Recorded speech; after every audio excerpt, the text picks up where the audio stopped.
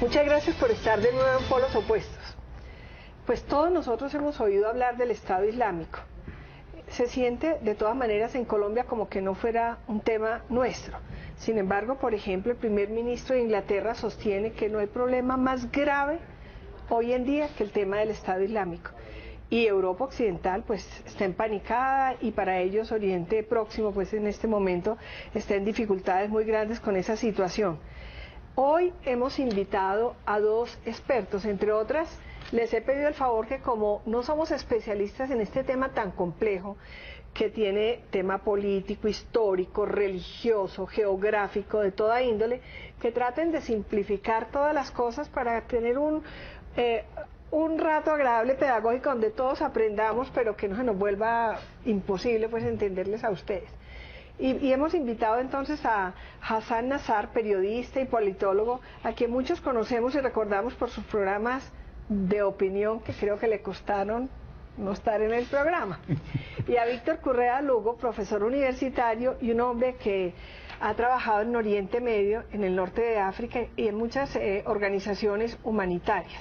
De modo que yo les pido el favor de que no sean hoy tan eruditos, sino que simplifiquen, pues obviamente que con la profundidad que se necesite el tema. Le pregunto a Hassan. Hassan, ¿usted por qué está tan comprometido con estos temas? ¿Usted es de origen palestino o ascendencia? Pues mi abuelo palestino llegó a Colombia en 1934 y esa vena que viene de ahí, pues yo soy la segunda generación de ese palestino que llegó a Colombia. Ahí me nació mucho. Él llegó vendiendo telas, como muchos de los... ¿Pero por qué? ¿Pero por oportunidades económicas o por me imagino, tema político? En ese momento, pues cuando hablamos de Palestina, en ese momento era mandato británico de Palestina, estaba bajo el mandato de los británicos, había acabado la Primera Guerra Mundial y pues evidentemente el Imperio Otomano se acabó, y Turco Otomano, y Palestina estaba en control en ese momento de lo que era pues Reino Unido. Algún día lo tenemos que invitar para hablar del conflicto Israel-Palestina. No, pues ese tema es apasionante, ese tema es apasionante. Entonces de ahí tengo todo, ¿no? Claro, tengo un gusto, pues una vena. La sangre. En la sangre, exactamente. ¿Y su mamá? Colombiana, pro-israelí. Entonces se podrá imaginar usted lo que significa tener en la casa una pro-israelí. ¿Pro-israelí o pro-palestina? No, yo defiendo la causa palestina. Yo soy muy pro-palestino desde el punto de vista argumentativo. Pero lo que todos defendemos es que puedan vivir en paz. Sí, y tengo amigos además que quiero muchísimo y que respeto muchísimo, que son de la comunidad judía y con los cuales tenemos una discusión abierta. Profesor, ¿y usted por qué se especializó y conoce esto tan en detalle y todos los países? ¿Por qué esa...?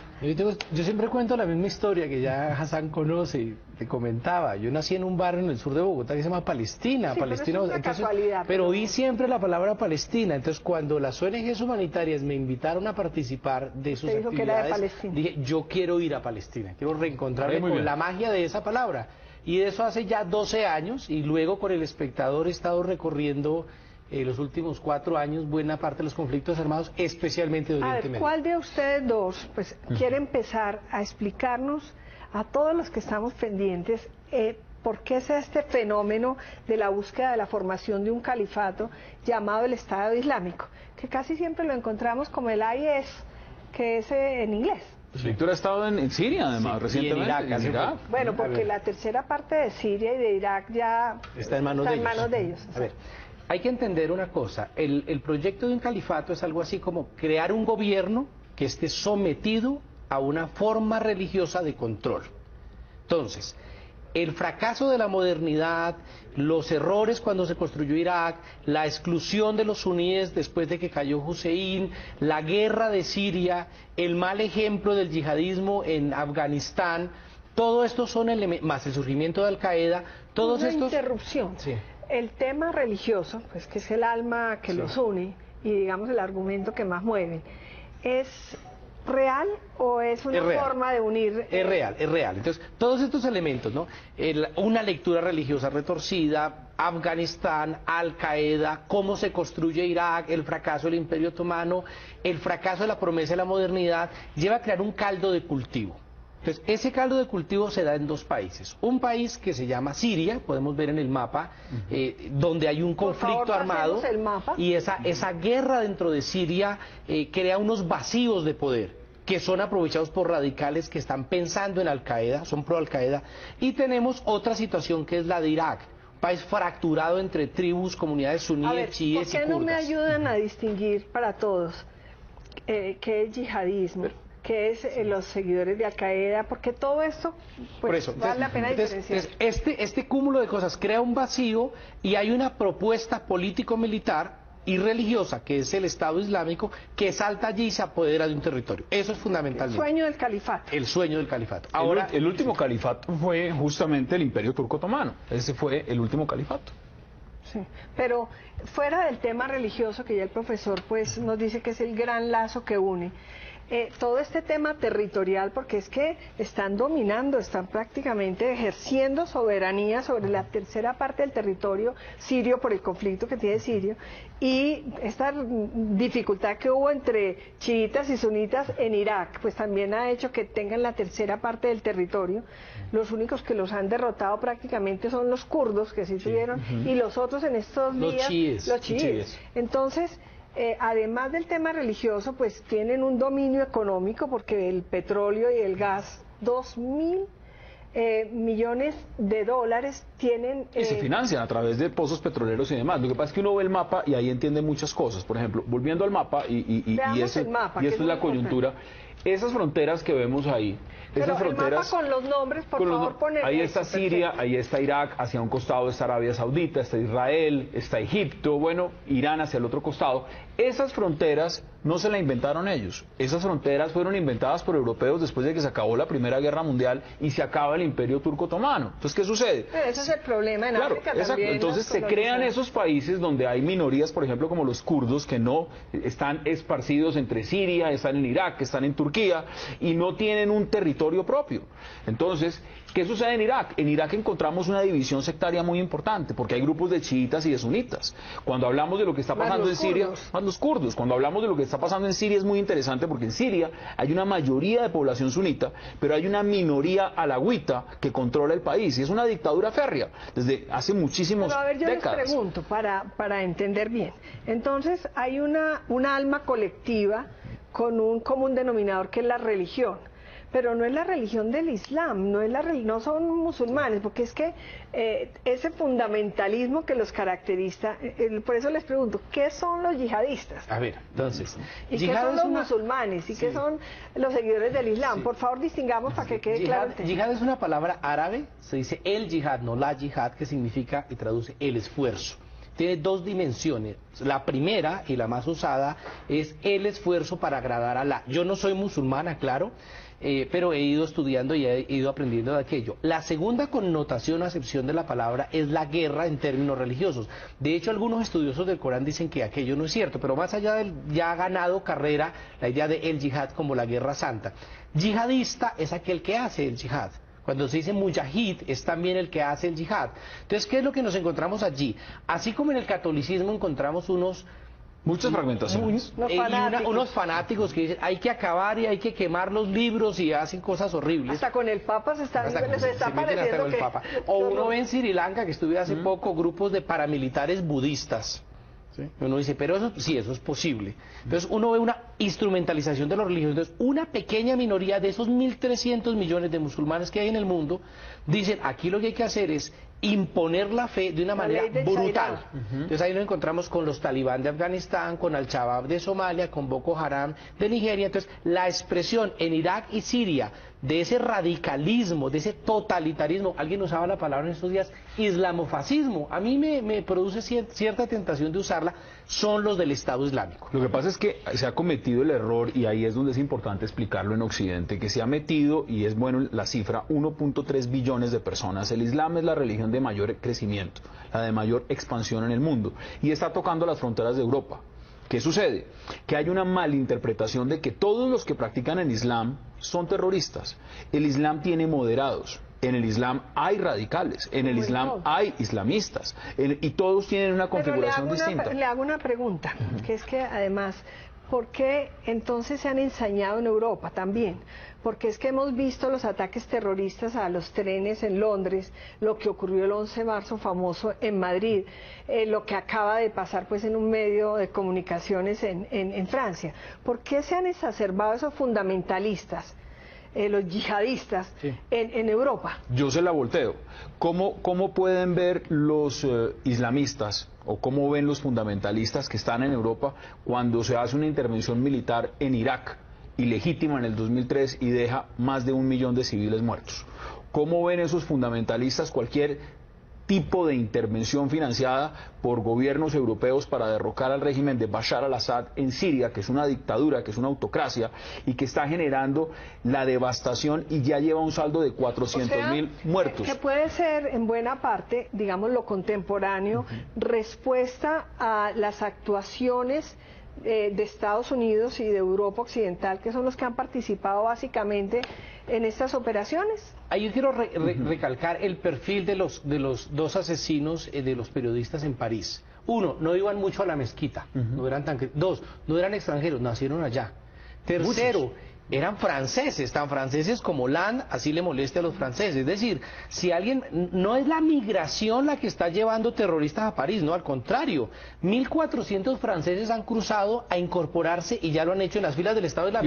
Y a través de Turquía, que es país de la OTAN. Bueno, es decir, dicho de otra manera, Francia está exportando terroristas. La pregunta es, ¿cuál es el contexto social y político? Yo creo que usted se ha equivocado, profesor, también. Está criticando algo y usted está afirmando lo mismo. Usted me perdona. No es Francia.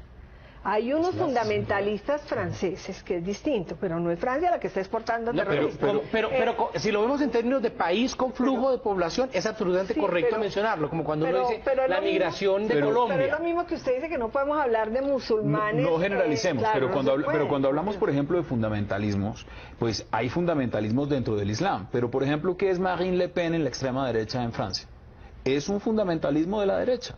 Cuando hablamos, por ejemplo, de los movimientos fuertes como el Likud en el sionismo en Israel, es el fundamentalismo en ese sentido. Sí, pero es que yo creo que ese es el peligro para todas estas guerras y conflictos. Y es el fundamentalismo, por ejemplo, a mí esta señora Marine Le Pen me parece una fundamentalista. Pero hay mucho francés, y además ellos que son bien chauvinistas, defendiendo su cultura y de todo, que también hay gente muy tranquila y que no los vamos a pensar que son terroristas porque son fundamentalistas. No, entonces igual sucede en el Islam. ¿Qué está pasando en Europa? Que personas provenientes de Oriente Próximo para ellos, o nacidas en España, o en Francia, o en Alemania, o en Inglaterra, muchos sí, porque parece que son más de 30.000, están viajando a prestar los servicios como soldados fanáticos, siguiendo la ley de Sharia, Sharia, y entonces la dificultad para que vuelvan es muy grande, ¿no? Pero no es ni España, ni Francia, ni Alemania, no, es que son los terroristas. Claro, pero cuando vemos esos flujos son importantes, porque además no es solo que estén migrando primero a segunda generación, es que rubitos de ojos azules están yendo a incorporarse, es que hay las muchachas de Australia que terminan allí pegando tiros. Es decir, ahí hay un problema grave que hay que preguntarnos. Pero es que no le hemos metido tema racial. No, pero sí quiero matizarlo, porque la caricatura que se hace del yihadista, ahí es una cosa que hay que combatirla, primero. Claro. Y la segunda cosa, hay una cosa que es importante, y es cuáles son las crisis internas de identidad o de oportunidad o de soluciones que está viviendo Europa, que hace, o sea, uno no se vuelve terrorista de la noche a la mañana. Sí, a ver, uno no levanta, y en eso estoy de acuerdo, uno no levanta una piedra en el Medio Oriente y sale un radical islámico. Eso no sucede. Y ese es mucho del estereotipo que han vendido. Ahora, ¿por qué están cruzando la frontera? ¿Por qué están yendo a Siria a combatir? Muchos de ellos no entraron con la visión de constituir un Estado Islámico. Entraron fue a formar parte de grupos rebeldes que estaban enfrentando a la dictadura de Bashar al-Assad, que está masacrando al pueblo sirio a través del proceso que hemos conocido como la Primavera Árabe y que no ha concluido en Siria. Muchos de ellos fueron a eso. Y si miramos el saldo de lo que eso ha representado, fue a la lucha de combatir un modelo autocrático. Y han terminado fragmentados, divididos en milicias y ayudados por franquicias de Al-Qaeda que estaban en Irak y han... Usted continúa con el uso de la palabra, pero me están diciendo que tenemos que hacer una pausa. Vamos a ir a ella.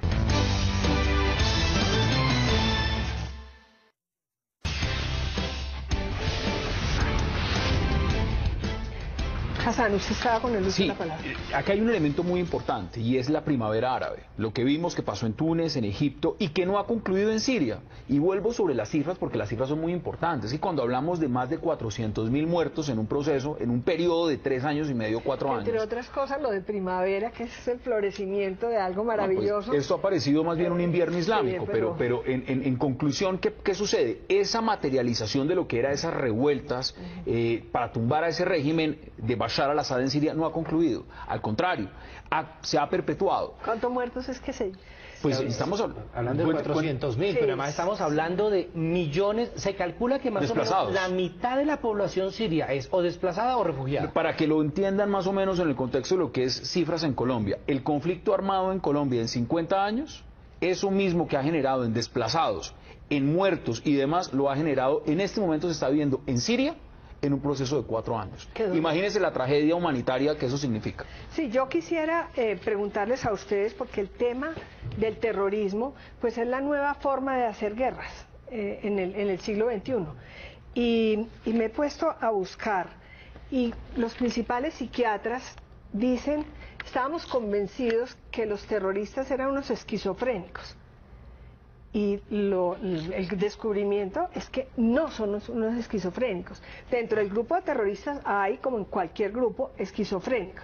De modo que eso es lo grave. Y en diciembre del año pasado, el general Michael Nagata, comandante de las fuerzas americanas en el Medio Oeste, alertaba de que se necesitaban nuevas estrategias e ideas frescas para combatir el Estado Islámico, porque no entendíamos el movimiento. Él decía, no hemos hecho ningún progreso en lo que respecta a combatir esta idea del Estado Islámico, y ahí muchísimas autoridades dicen, es que ni siquiera los comprendemos, ni lo entendemos. Se combate con las formas tradicionales y las armas tradicionales de hacer la guerra, pero el terrorismo está ganando la guerra en el sentido de que como hay una ignorancia tan profunda sobre el tema de los terroristas, ¿por qué no avanzamos? Por ejemplo, hay alguna, y yo sé que a algunos de ustedes les molesta, en Colombia hay terrorismo y ha habido terrorismo. ¿Hay alguna similitud entre los terroristas de cualquiera de las expresiones que se dan, como los yihadistas, por ejemplo, con los terroristas de Colombia o con los terroristas de ETA? ¿Qué de común tienen? ¿Les ven ustedes? Pues a ver, el terrorismo es repudiable en todas sus formas, pero si vamos a hablar de terrorismo podemos incluir una categoría también, hay terrorismo de Estado. Cuando uno decide bombardear una población civil o escuelas de la ONU donde hay refugiadas 20 personas con bombas inteligentes, eso es terrorismo. Ahora, ningún acto de terrorismo debe ser, al contrario, debe ser repudiado, debe ser condenado. Lo que hay que mirarlo es, yo nunca comparo el conflicto interno colombiano con el conflicto árabe-israelí. Me parece pero yo le pregunto es el terrorismo. Sí. Es decir, cuando un terrorista yihadista... Cuando alguien se inmola, por ejemplo. No, pero es que ese por lo menos es su propia vida. Pero no, cuando va al tren de Madrid y asesinan y matan a tantísima gente inocente que ni siquiera los ha oído mencionar, ni está ahí. Es decir, ¿cómo puede pensar un terrorista? Es decir, ¿cómo combatirlo? ¿Cómo a la gente que no le importa la inocencia? A mí me gustó mucho combate? con lo que tú empiezas la explicación, y es el desconocimiento que tenemos de las causas de los conflictos. Se invade Afganistán y en esa época no había ni un solo agente de la CIA que hablara pastún. Es decir, yo estoy bombardeando un país y no sé qué están haciendo, no sabemos qué comen, no sabemos a quiénes rezan, no sabemos qué creen. Más curioso, militarmente los entrenaron para combatir a los soviéticos y terminaron siendo los enemigos. Exactamente, pero hay una cosa interesante, el desconocimiento tan absoluto, y tenemos una mentalidad muy de Hollywood, y es cuáles son los buenos y cuáles son los malos, ¿no? ¿Cuál es el vaquero y cuál es el indio? En la política internacional. Y entonces, a partir de ahí, pues claro, hacemos las generalizaciones terribles. Por ejemplo, creo que muchas veces lo hemos hablado se cree que todos los musulmanes son árabes, que todos los árabes son musulmanes y que todos son terroristas. Entonces, a partir de ahí... ¿Por qué no le ayudamos a la gente a distinguir entre la gente del Islam, los musulmanes, los yihadistas? Empecemos por un elemento clave, y es diferenciar lo que son turcos, árabes y persas, porque es que ahí aquí todos son turcos, precisamente porque cuando llegaron... Yo pediría que volviéramos al mapa un momento. Entonces eso es una parte muy interesante. Ustedes, vamos a ver un mapa. Ustedes ahí ven un mapa de estados, ven el estado de Irak y el estado de Siria. Ahora, Si revisamos Siria, que es lo que ustedes están viendo ahí en la pantalla del televisor, Siria a su vez tiene, como le indicaba Hassan, una minoría alawí, unos suníes, tiene drusos y tiene cristianos. Ahí es un mapa religioso. Pero si te vas a Irak, que es la otra parte del mapa, persiguiendo a los cristianos, claro, ahí los del tenemos, Estado en Irak Islámico. también tenemos cristianos, suníes y chiíes. Es un mapa religioso. Ahora, si miramos culturalmente, más allá de Irak tendríamos persas. Al norte de ese mapa tendríamos turcos y en la parte de la mitad de ese mapa tenemos kurdos. Es decir, para entender Oriente Medio, el problema grave es que nos hemos quedado en el mapa de estados y se nos olvida el mapa de religiones y el mapa de culturas. Entonces, si uno coloca eso, voy a decirlo de una manera folclórica, uno puede ser hincha de Millonarios, evangélico y bogotano, y el otro puede ser paisa, hincha de Nacional y cristiano. Entonces la pregunta es cómo se cruzan esas lealtades de diferente orden. Y vuelvo sobre el tema fundamental. Ese mapa no fue creado por ellos. Estos países los trazaron en los acuerdos Sykes-Picot con una regla y dijeron estos nuevos países quedan. Y aquí van a terminar viviendo minorías, por ejemplo, chiitas, sunitas. Es que las fronteras son muy artificiales en Y lo general, que está amenazando en general. realmente el Estado Islámico es eso, es la composición de esas fronteras. Les hago una pregunta. ¿Ustedes son simpatizantes del presidente actual de Uruguay? Que nos gusta generalmente a todos. Del anterior Pepe Mujica o Del actual, del recién elegido. No, elegido, pero todavía no posesionado. No posesionado. Mujica Bueno, está de Mujica. presidente. Bueno, Mujica. Sí, ¿son simpatizantes de Mujica? En algunas cosas. ¿En algunas cosas? En algunas cosas. Víctor, de pronto más. Yo en algunas cosas. Bueno, él abrió sus brazos, los brazos de Uruguay, para recibir algunos migrantes sirios, por la situación que ustedes han mencionado. Y lo vimos en estos días muy ofuscado, diciendo que él no iba a tolerar la cultura machista que estaban introduciendo Uruguay, porque él sí era un defensor de las mujeres. Entonces, en Colombia creo que también se ha recibido algunos sirios, ¿no es cierto? Sí, eso sí. Es cierto. Sí. Pues si vamos a hablar entonces, de machismo, les voy sería a bueno ver preguntar. también los mexicanos y algunos No, pero de todas maneras no vamos a comparar en algunos países que No, se por obliga a supuesto. que la mujer lleve pues una determinada... Es que el gran debate en Francia, el primer debate fue ese, fue la burka. Fue, por ejemplo, el tema de la burka. La burka, que es absurdo porque dejan que las monjas tengan su vestido de monjas y a las algunas musulmanas no las dejan, o de algunas religiones les dejan tener su burka y su... Son cosas bien complejas, desde que no se tapen la cara, que yo sí creo Claro, que... pero es que viene una... No, les pregunto, es que no se me vaya por la rama. Entonces, él se queja de que esos migrantes que llegaron están llevando su cultura y que es bien diferente, porque la oblación pues no se da en nuestra cultura. Sí se da. En algunas tribus parece que Los todavía emberas se queda da. así, en los emberas Sí. se da, es verdad. Pero digamos que la cultura generalizada ya permite pues que sea otra la forma de...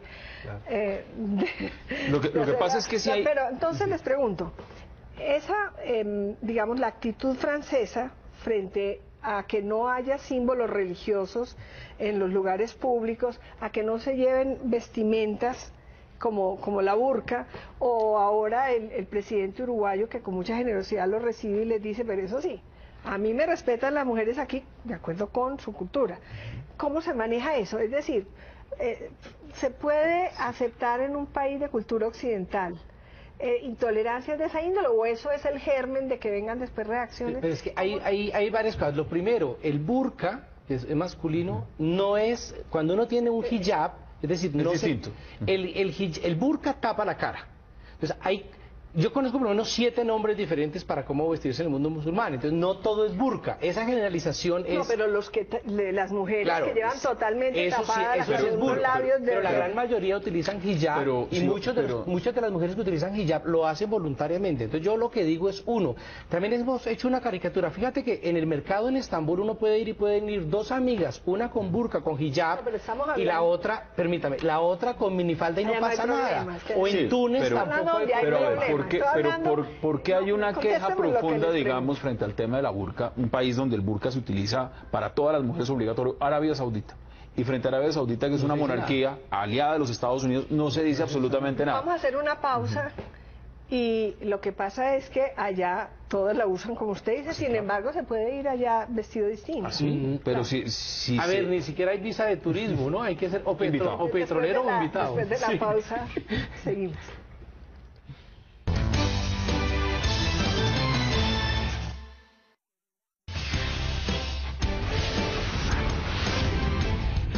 Sí, estábamos hablando de que hay países en donde utilizan pues sus vestimentas, la burka o el burka, sí. Que lo complicado en los países occidentales es la no identificación de los ciudadanos. Pero yo les pregunto, si no sabemos cómo combatir el terrorismo del Estado Islámico, que es de lo que se quejan muchos generales en los Estados Unidos, y el miedo que tiene Occidente frente a esta situación cada vez más grave con el Estado Islámico. ¿Cómo combatir el Estado Islámico?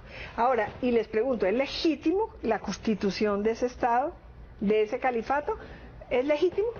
Pues entrar a justificarlo o estar a favor del Estado Islámico, yo no soy un defensor del Estado Islámico, pero sí estudio profundamente las razones por las cuales está presente. Y vuelvo y digo, esto no surge porque sí. Esto surge porque hay unas razones que hacen que estos movimientos, que muchos de ellos son milicias armadas, yihadistas y demás, se hayan conformado y se hayan consolidado en la figura de lo que es este Estado. Ahora, puede ser que a uno la palabra Estado no le guste, pero tienen control territorial, tienen monopolio de la fuerza, diría Weber, recogen impuestos, tienen tribunales horrorosos, pero tienen tribunales, cobran impuestos y tienen un control de una población. Este horror que tenemos en el Estado Islámico, que es un Estado cuya práctica para afianzarse es el terrorismo, no habría nada que hacer. Pero voy a un discurso anterior, por ejemplo. Hace unos años nos vendían que el peor enemigo del mundo era el señor Saddam Hussein. Luego el peor enemigo era Al-Qaeda. Luego antes era también los señores ayatolás en Irán. Ahora es el Estado Islámico. ¿Y no son todos? Bueno, en la perspectiva lo que hay que mirar es, siempre se crea una nueva figura que es el nuevo terror mundial, es el nuevo coco. Sí. Y resulta que en la coyuntura misma de lo que eso significa, si lo analizamos detenidamente, ¿quién financiaba a Saddam Hussein? ¿Quién lo armó? ¿Quién armó a los talibanes? ¿Quién los financió? ¿Quiénes terminaron de una u otra manera interviniendo en esta región del mundo y tomando medidas? Pero entonces, ¿usted cree que el Estado Islámico no debería entonces combatirlo el mundo? Yo quiero agregar una cosa. Quienes están peleando el Estado Islámico no es Occidente. Quienes están peleando, pero minoritariamente, quienes expulsan el Estado Islámico está prácticamente el mundo entero. No, a ver, quienes expulsan el Estado Islámico de Kobane son los kurdos, mayoría musulmanes. Quienes expulsan al Estado Islámico de Kobane son los Peshmerga, en su gran mayoría musulmanes. Y los sirios del Ejército Libre Sirio, en su mayoría musulmanes. Quienes derrotan en Diyala al Estado Islámico son los chiíes musulmanes, permítanme. Los que están a punto de lanzar la gran ofensiva, me contaban hace unos pocos días, en Mosul, contra el Estado Islámico, son musulmanes. Es decir, quienes están poniendo los muertos y la gran ofensiva militar que ha dado resultado son musulmanes. Entonces, termino con esto. No es una guerra de civilizaciones. Qatar, Siria, Egipto, Irán, Kuwait, los Emiratos, todos unidos, Bahrein, están condenando, pero muy a fondo. Lo están condenando, pero hay un elemento interesante en esa lista de países. Estados Unidos, Inglaterra, Francia, en esa lista de países es bien interesante mirar los que usted menciona como Qatar, Arabia Saudita y las monarquías del Golfo, porque esas son las que inicialmente financiaron esas milicias que hoy conforman el Estado Islámico. ¿Y por qué las financiaron? Porque querían justamente derrocar la autocracia y el régimen de Bashar al-Assad en Siria, y financiaron estas milicias. Mucho que ver con el precio del petróleo, financiaron estas milicias, que ahora esas milicias han declarado un Estado Islámico. Vuelvo y digo, es muy incoherente que uno termine financiando, entrenando y luego enfrentándose a quien consideraba a sus amigos. Muchas incoherencias, pero que tenemos que condenar que con el pretexto de constituir un califato y un Estado se utilice como herramienta casi que única y principal. El terrorismo es algo que los tres venimos condenando, y que además, sin saber cómo se ataca este fenómeno que está siendo lo más peligroso del siglo XXI, pues es muy grave para la civilización. Muchas gracias a todos. Ya, acabamos tan rápido.